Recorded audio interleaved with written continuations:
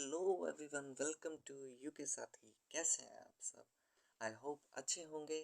और अगर अच्छे नहीं हैं तो कोई दिक्कत नहीं है। अगर कोई परेशानी है भी तो कुछ टाइम के लिए उसको इग्नोर कीजिए और अपनी ज़िंदगी को आगे बढ़ाइए। चलते हैं सेट्स की दुनिया में, जो कि हम अपने 3 लेक्चर्स करते आ रहे हैं और ये हमारा 4th लेक्चर है। और अगर आप समस्याओं को लेके बैठेंगे तो उससे कोई फ़ायदा नहीं है, क्योंकि जब उसको जाना होगा तो वो चली जाएगी। आपको सिर्फ इतना काम करना है कि आपको अपनी ज़िंदगी एकदम मूव करनी है, एकदम ऐसे ही सही चलानी है। चलिए, आज हम लेक्चर नंबर 4 में हम पढ़ेंगे क्या कि टाइप्स ऑफ सेट्स। अब तक हमने क्या पढ़ा कि सेट्स क्या होते हैं, फिर हमने पढ़ा कि सेट्स को रिप्रेजेंट कैसे करते हैं। अब सेट्स के भी कई प्रकार हैं, जैसे हमारी ज़िंदगी में होते हैं रिश्तों के प्रकार। कोई हमारा फूफा जी होते हैं, कोई मौसा जी होते हैं, कोई जीजा जी होते हैं। ऐसे ही सेट्स में भी अलग अलग तरह के सेट्स होते हैं, जिसमें पहले तरह का सेट अगर हम बात करें तो एम्प्टी सेट्स है। अब एम्प्टी सेट्स क्या होते हैं, जैसे कि नाम से ही स्पष्ट हो रहा है, एम्प्टी। एम्प्टी का मतलब बिल्कुल खाली। जैसे अगर मैं आपसे एग्जांपल पूछूं या फिर एक सिचुएशन दूं और उसमें आप बताइएगा कि इसमें कितने एलिमेंट्स आएंगे या फिर क्या क्या आएंगे। अच्छा, पहला एग्जांपल है कि अगर मैं आपसे कहूँ कि आम के पेड़ से आपको सेब तोड़ने हैं, तो आप कितने सेब तोड़ लाएंगे आम के पेड़ से? बिल्कुल नहीं। क्यों? क्योंकि भाई आम के पेड़ पे सेब आते ही नहीं है ना? ऐसे ही अगर मैं आपसे कहूँ कि केले के पेड़ से आम तोड़ के लाइए, अरे भाई गलत डायरेक्शन में जा रहे हो, है ना? तो गलत डायरेक्शन में नहीं जाना, एकदम सही सोचना है और हम सही ही सोच रहे हैं, क्योंकि हम बात ही एम्प्टी सेट्स की कर रहे हैं। तो हमें ऐसी सिचुएशन सोचनी है जिसमें कुछ पॉसिबल ही ना हो। और जब पॉसिबल ही नहीं होगा, यानी कि उसमें कोई एलिमेंट आएगा ही नहीं। और जब नहीं आएगा, इसका मतलब ये हमारा एम्प्टी सेट बन जाएगा। ऐसे ही अगर मैं आपसे बात करूं कि अगर आप 11th क्लास में पढ़ रहे हो, तो आप ऐसे कितने बच्चों को जानते हो जो 10th 11th 12th तीनों क्लास में पढ़ रहे हैं? आप कहेंगे नहीं, एक भी बच्चे को नहीं जानते हैं। क्यों? क्योंकि ऐसा पॉसिबल ही नहीं है कि कोई भी स्टूडेंट आपका 10th 11th और 12th तीनों में पढ़े एक साथ, है ना? ऐसे ही एम्प्टी सेट्स होते हैं। एम्प्टी सेट यानी कि इसमें कोई भी एलिमेंट ना हो, एक भी एलिमेंट ना हो। जब आपका एक भी एलिमेंट नहीं होता है, तब आप कहते हैं कि एम्प्टी सेट्स होते हैं। ठीक है? अब एम्प्टी सेट है तो यानी कि इसको रिप्रेजेंट तो करना पड़ेगा। अब मैंने आपको बताया था पिछले लेक्चर्स में कि कोई भी सेट को हम रिप्रेजेंट ऐसे करते हैं कि हम ब्रेसेस स्टार्ट करते हैं, एंड करते हैं और इनके अंदर जो एलिमेंट्स हैं उनको लिख देते हैं। अब इसमें एलिमेंट ही नहीं है, तो अब क्वेश्चन ये आता है कि जब एलिमेंट ही नहीं है तो हम लिखेंगे कैसे? तो भाई सिंपल है, जब एलिमेंट है ही नहीं तो आप लिखेंगे ही क्यों? आप बिल्कुल मत लिखिए, आप सिंपल ऐसे ही रहने दीजिए। ये पूरा नोटेशन आपका एम्प्टी सेट का हो जाएगा, है ना? या फिर अगर आप ऐसे ना लिखना चाहें तो आप एक सिंबल पढ़ा होगा आपने कहीं, फाई। फाई सिंबल से भी हम डिनोट करते हैं कि कोई भी सेट हमारा एक एम्प्टी है। ध्यान रखिए, ये फाई सिंबल आपका यहाँ पे नहीं आना चाहिए। क्यों? क्योंकि अगर आप ऐसे लिखते हो कि हमने ऐसे लिखा फाई और यहाँ पे लगा दिया ब्रेसेस, तो इसमें तो भाई फाई एक एलिमेंट आ गया ना, तो ये एम्प्टी रहा कहाँ? तो या तो आप फाई लिख दीजिए सिंपल, कि सपोज अगर मैं कह रहा हूँ कि ए एक सेट है जो कि एम्प्टी है, तो या तो आप ऐसे लिख दीजिए कि ए इज इक्वल्स टू, इस तरह से बना दीजिए। या फिर अगर आप ऐसा ना लिखना चाहें तो आप इस ए को ऐसे भी लिख सकते हैं, ए इज इक्वल्स टू 5। ऐसे भी हमारा एम्प्टी सेट का डिनोशन हो जाएगा। इस तरह से हम रिप्रेजेंट कर सकते हैं। ठीक है? और अगर मैं थोड़ा सा रियल लाइफ में और आपको एक एग्जांपल दूं, तो आप मेरे को ये बताइए कि आप ब्रेड तो खाते ही होंगे। तो जब आप ब्रेड के पैकेट खोलते हैं तो आप मेरे को ये बताइए कि ब्रेड के पैकेट में आपको कितने रस मिलते हैं? रस, रस का आपने सुना होगा, रस भी आप खाते होंगे। तो कितने ब्रेड के पैकेट में कितने रस होते हैं, या फिर अगर मैं आपसे पूछूं कि एक ब्रेड के पैकेट में कितने रस होते हैं, आप कहेंगे कि सर पागल हो गए हो क्या? तो मैं कहूँगा नहीं बेटा, मैं पागल नहीं हुआ हूँ। क्यों? क्योंकि भाई मैं बात ही ऐसी सेट की कर रहा हूँ जो बिल्कुल खाली है। मतलब आपके क्वेश्चन का आंसर बिल्कुल मुझे देना ही नहीं है। कहने का मतलब कुछ है ही नहीं आपके क्वेश्चन का आंसर। अगर मैं आपसे बात करूं कि इंडिया के ऐसे कितने स्टेट हैं जहां पर सूरज पूरब से ना होके पश्चिम से उगता है, जो सनराइज है वो ईस्ट से ना होके वेस्ट से होता है, तो आप कहेंगे सर एक भी स्टेट नहीं है। बस ये जो एक भी नहीं होना, ये रिप्रेजेंट करता है आपका एम्प्टी सेट का। ठीक है, आई होप कोई डाउट नहीं रह गया होगा। ठीक है, एम्प्टी सेट सिंपल इतना है कि कोई भी एलिमेंट उसमें ना हो। सही है। अब नेक्स्ट सेट की बात करते हैं। अगला सेट है हमारा फाइनाइट सेट।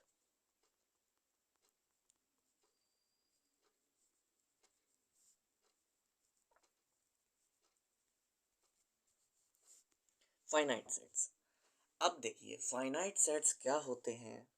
जैसे कि आपने नाम सुना ही होगा फाइनाइट, कभी अगर भूले भटके कभी सुन लिया हो, कभी अगर किसी ने बोला हो और आपने थोड़ा सा भी गौर करा हो फाइनाइट क्या होता है। देखिए, फाइनाइट का हिंदी में मतलब होता है कि एक लिमिटेड हो, यानी कि आप ऐसी चीज़ें जिसको आप काउंट कर सकें, उनको हम बोलते हैं फाइनाइट। जैसे कि फॉर एग्जांपल आप 11th क्लास में पढ़ रहे हो, या फिर आप जिस भी क्लास में पढ़ रहे हो, या फिर अगर आप किसी क्लास में पढ़े ही नहीं रहे हो, आप सिंपल ऐसा समझ सकते हो कि अगर मैं आपसे पूछूं कि आपकी फैमिली में कितने मेंबर्स हैं, और जितने मेंबर्स हैं उनके आप नाम लिखने हैं और उनको एक सेट में बनाना है, तो आप अपने माँ का नाम लिखोगे, पापा का नाम लिखोगे, भैया बहन जो भी होगा उसका नाम लिखोगे, और आप खुद का भी नाम लिखोगे, क्योंकि भाई आप भी फैमिली का पार्ट हो।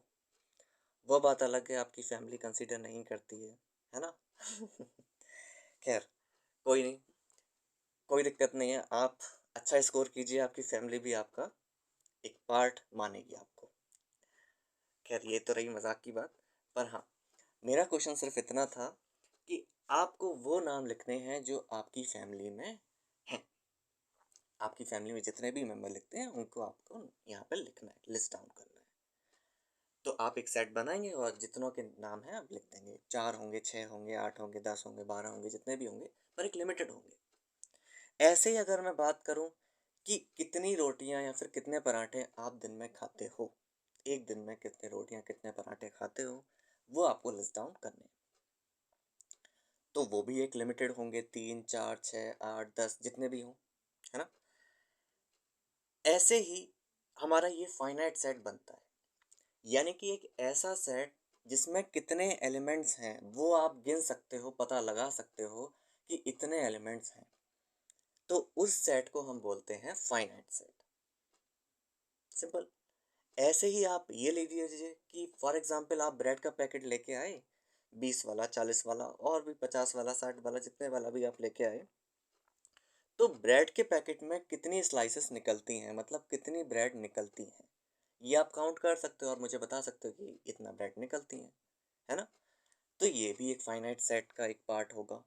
यानी कि फाइनाइट सेट सिंपल मतलब ये है कि आप अगर काउंट कर पाओ कि कितने नंबर ऑफ एलिमेंट्स किसी भी सेट में मौजूद हैं, तब आप उस पर्टिकुलर सेट को कह दोगे फाइनाइट सेट। अदरवाइज आप फाइनाइट सेट नहीं बोलोगे। अब जब फाइनाइट सेट नहीं बोलोगे, इसका मतलब आप उसको इनफाइनाइट सेट बोलोगे। इसका अपोजिट थर्ड जो सेट है हमारा, वो इनफाइनाइट सेट है। Infinite sets. तो थर्ड सेट हमारा इनफाइनाइट सेट से बिल्कुल अपोजिट है। अगर आपसे कहा जाए कि आप ये बताइए कि आसमान में कितने तारे होते हैं, या फिर कितने तारे हैं गिन के बताइए, आप पागल हो जाओगे। कभी यहाँ कंफ्यूज हो जाओगे, कभी वहाँ कंफ्यूज हो जाओगे, पर आप आसमान में कितने तारे हैं वो कभी गिन नहीं पाओगे, है ना? तो ये आपका इनफाइनाइट सेट है, क्योंकि आपको पता ही नहीं है कि इस पर्टिकुलर सेट में जो हम कलेक्शन ले रहे हैं स्टार्स का, वो एक्चुअल में है कितने। ऐसे ही अगर मैं बात करूं कि आप ये बताइए कि इस यूनिवर्स में कितने नेचुरल नंबर होते हैं। नेचुरल नंबर जो 1 से स्टार्ट होते हैं और आगे तक चलते चले जाते हैं, 1 2 3 4 5 6 एंड सो ऑन। तो आप कितने लिखोगे? अगर आप कहोगे कि 100 होते हैं, नहीं तो मैं 101 बोल दूंगा। अगर आप कहोगे कि 1000 होते हैं तो मैं 1001 बोल दूंगा। अगर आप बोलोगे 5000 होते हैं तो मैं 5001 बोल दूंगा। तो जितने आप कहोगे तो मैं उतना बोल दूंगा, उससे एक ज़्यादा बोल दूंगा, यानी कि आप कभी बता ही नहीं पाओगे कि आपके टोटल नेचुरल नंबर कितने होते हैं, है ना। ऐसे ही अगर मैं आपसे बात करूं कि कितने मल्टीपल ऑफ 2 होते हैं, जैसे 2 के मल्टीपल ऐसे स्टार्ट होते हैं, या फिर एक मोर प्रिसाइजली बोलें कि कितने ऐसे पॉजिटिव इंटीजर्स हैं जो 2 से मल्टीप्लाई हो जाते हैं। तो सबसे आप कहोगे कि पहले 0 2 4 6 8 10 एंड सो ऑन, इस तरह चलते चले जाएगा। तो इसको भी आप काउंट नहीं कर सकते, क्योंकि अगर आप कहोगे कि सर कि 2002 आपका लास्ट नंबर होगा, तो मैं कहूँगा कि भाई 2004 इससे ज़्यादा है, ये भी इसमें आएगा, तो ये क्यों नहीं आ रहा है। तो कहने का मतलब ये है कि ऐसे सेट्स जिसमें कितने एलिमेंट्स हैं वो आप बता ही नहीं सकते, तो उन सेट्स को हम बोलते हैं इनफाइनाइट सेट। सीधी भाषा ये है, ठीक है। तो फाइनाइट सेट क्या होते हैं? ऐसे सेट जिसमें नंबर ऑफ एलिमेंट्स आप बता सकते हो कि कितने नंबर ऑफ एलिमेंट्स हैं, लेकिन ऐसे सेट्स जिसमें आप बता ही नहीं पाओ कि कितने नंबर ऑफ एलिमेंट्स हैं हमारे, तो उस पर्टिकुलर सेट को हम बोलते हैं इनफाइनाइट सेट्स, ठीक है। आई होप समझ में आया होगा। कोई डाउट हो तो कमेंट बॉक्स में पोस्ट कर दीजिएगा, ठीक है। चलिए 4 टाइप का सेट बात करते हैं। हमारा जो अगले टाइप का सेट आता है वो आता है इक्वल सेट्स।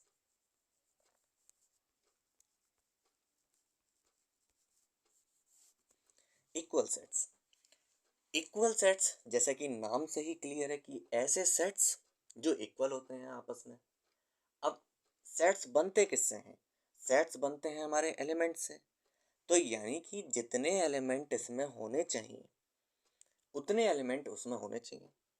और सिर्फ नंबर से ही मतलब नहीं है, हमें मतलब उन एलिमेंट्स की शक्ल से भी है। ऐसा नहीं है कि आप अगर ऐसे बोलें कि इसमें आप डाल दीजिए ए कॉमा बी कॉमा सी, और एक दूसरा सेट है C comma B comma D, इस तरह से ले लीजिए, तो आप कहेंगे कि इसमें भी 3 एलिमेंट्स हैं आपके और इसमें भी 3 एलिमेंट्स हैं, तो ये बराबर हो गए। नहीं, एलिमेंट्स के साथ साथ उनकी शक्ल भी बराबर होनी चाहिए। इसमें बी है उसमें भी बी है, ठीक है। इसमें सी है उसमें भी सी है, लेकिन उसमें डी है लेकिन इसमें नहीं है। ऐसे ही इसमें ए है उसमें नहीं है। यानी कि नंबर ऑफ एलिमेंट्स के साथ साथ शक्ल भी बराबर होनी चाहिए। जितने एलिमेंट्स उसमें हैं उतने ही एलिमेंट आपके इसमें होने चाहिए। तो जब आपके नंबर ऑफ एलिमेंट्स प्लस उनकी शक्ल दोनों बराबर हो जाती है, शक्ल का मतलब कि वही चीज़ कि अगर एक एलिमेंट इसमें है तो ये एलिमेंट आपका उसमें होना चाहिए। जैसे मैं थोड़ा आपको रियल लाइफ से कनेक्ट करता हूँ इस सेट्स के में भी। जैसे आप मान लीजिए कि राम और सीता की शादी हुई, ठीक है। तो अगर मैंने एक सेट बनाया कि ऐसे कितने आदमी हैं या फिर ऐसे कितने इंसान हैं जो राम की शादी में आए, तो उनका एक सेट आ जाएगा। फिर मैं दूसरा सेट बनाता हूँ कि ऐसे कितने इंसान हैं जो सीता की शादी में आए, वो मैं दूसरे सेट में लिख देता हूँ। तो आप अब मेरे को सोच के बताइए कि राम और सीता की आपस में शादी हुई है। एक सेट मैंने बनाया कि राम की शादी में कितने आए, दूसरा सेट मैंने बनाया कि सीता की शादी में कितने आए, तो क्या ये बराबर होंगे? अगर आपका आंसर है नहीं, तो आप बिल्कुल गलत हैं। क्यों? क्योंकि भाई शादी तो आपस में ही हो रही है, तो जितने इनकी शादी में आए होंगे उतने ही उनकी शादी में आए होंगे। शादी तो एक ही है। और अगर आपका आंसर है हाँ, दोनों ही बराबर होंगे, जितने आदमी इसमें हैं उतने ही आदमी उसमें होंगे, जो इसमें आए हैं वही उसमें आए होंगे, तो बिल्कुल ठीक है, आपका कॉमन सेंस बिल्कुल सही से वर्क कर रहा है। आपको किसी भी साइकेट्रिस्ट की ज़रूरत नहीं है ना। ठीक है, तो इससे आप टेस्ट भी कर सकते हैं अपना।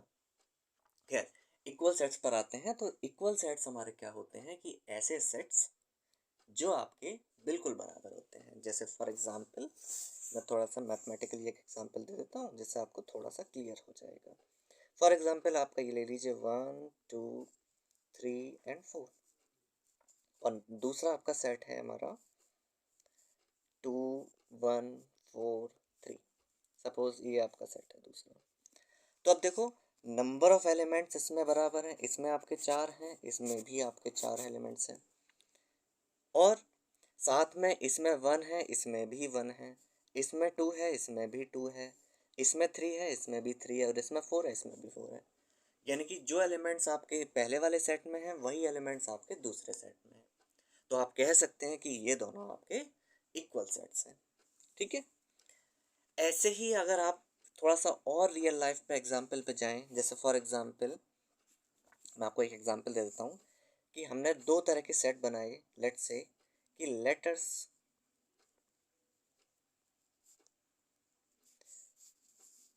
यूज्ड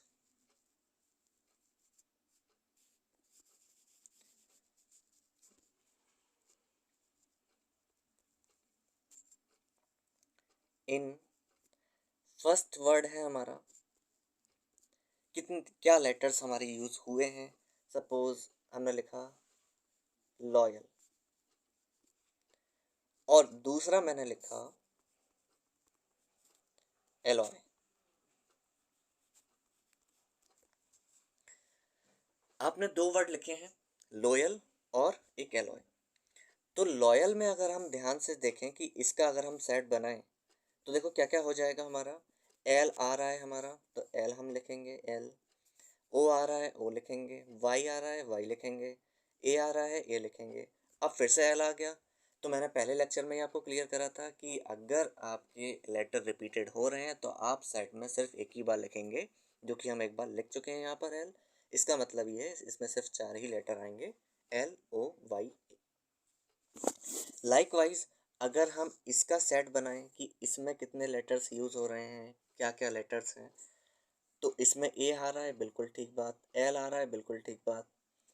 फिर से एल आ गया, तो अगेन वही बात कि एल आप दो बार नहीं लिखेंगे, एक से ज़्यादा बार आपको एलिमेंट नहीं लिखने हैं किसी भी सेट में। ठीक है। एल आपने, सॉरी मैंने ही लिख दिया, माई मिस्टेक। हाँ, तो एल आपने लिख दिया, उसके बाद आपका आ गया ओ, एंड देन आपका आ गया वाई। यानी कि आपके ये आपके सेट्स आ गए। अब आप ज़रा ध्यान से देखिए कि ये वाला सेट हमारा एल ओ वाई, ये वाला और ये वाला सेट, दोनों में चार चार एलिमेंट्स ही हैं, प्लस इसमें जो एलिमेंट्स हैं उसमें वही एलिमेंट्स हैं। या आप ऐसे भी कह सकते हो कि उसमें जो एलिमेंट्स हैं इसमें भी वही हैं। इसका मतलब ये है कि ये जो दोनों सेट्स हैं, जो मैंने एक ग्रीन कलर से लिखा है और एक ब्लू कलर से लिखा है, ये दोनों सेट आपके इक्वल हैं। ठीक है, समझ में आया। तो इक्वल सेट्स हमारे ये होते हैं। तो आई होप समझ में आया होगा कि इक्वल सेट्स क्या होते हैं क्या नहीं होते हैं।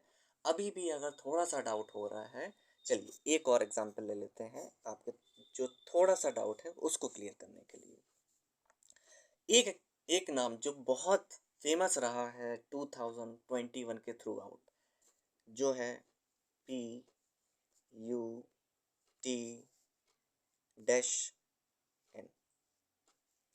अब आपको इस डैश फिल करना है, क्या आएगा सोचिए, तब तक मैं दूसरा लेटर लिखता हूँ।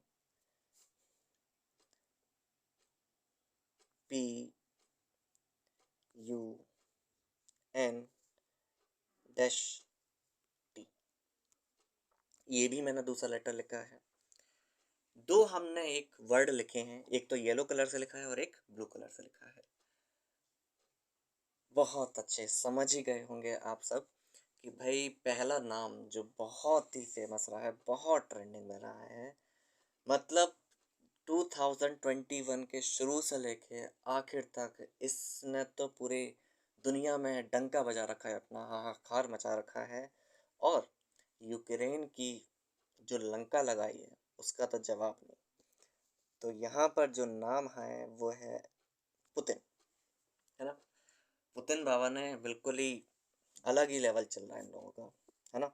तो पुतिन और यहाँ पर आ जाएगा पुनीत। दोनों वर्ड्स अलग अलग हैं।